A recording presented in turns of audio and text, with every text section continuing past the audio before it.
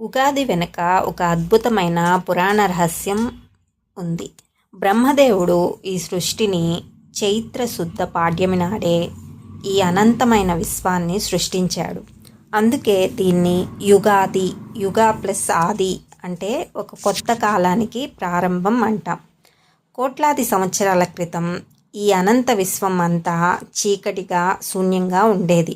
అప్పుడు మహావిష్ణువు నాభి కమలం నుండి బ్రహ్మదేవుడు జన్మించారు.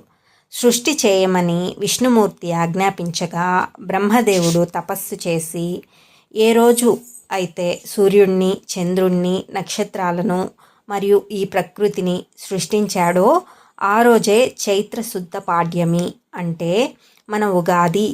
అందుకే కాలం ఈ రోజునే పుట్టిందని పురాణాలు చెబుతున్నాయి. బ్రహ్మదేవుడు సృష్టి కార్యంలో నిమగ్నమై ఉన్న సమయం అది.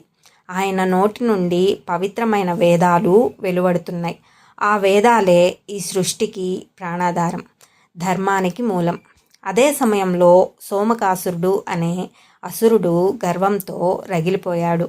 లోకంలో జ్ఞానం ఉండకూడదని, దేవతల బలం నశించాలని భావించి బ్రహ్మదేవుడు ఏమర్పాటుగా ఉన్న సమయం చూసి ఆ 4 వేదాలను అపహరించాడు. ఎవరికీ దొరకకూడదని, ఎవరూ వెళ్ళలేనంత లోతైన అగాధమైన సముద్ర గర్భంలోకి వెళ్ళి దాక్కున్నాడు. వేదాలు మాయమవడంతో లోకమంతా అంధకారంలో మునిగిపోయింది. సృష్టి స్తంభించిపోయింది.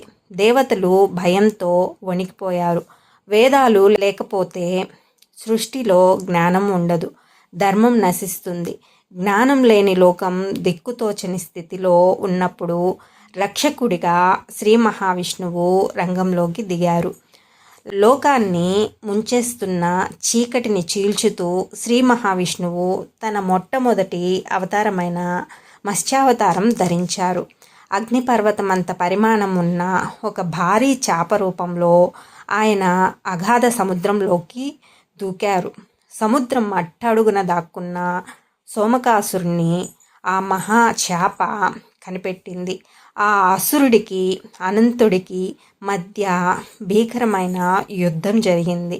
చివరకు మహావిష్ణువు ఆ రాక్షసుణ్ణి సంహరించి అపహరణకు గురైన 4 వేదాలను సురక్షితంగా వెలికితీశారు. జ్ఞానాన్ని తెచ్చే ఆ వేదాలను తిరిగి బ్రహ్మదేవుడికి అప్పగించి సృష్టి క్రమం మళ్ళీ సాగేలా దీవించారు. అధర్మం అంతమై ధర్మం నిలబడిన ఆ శుభముహూర్తమే మన ఉగాది.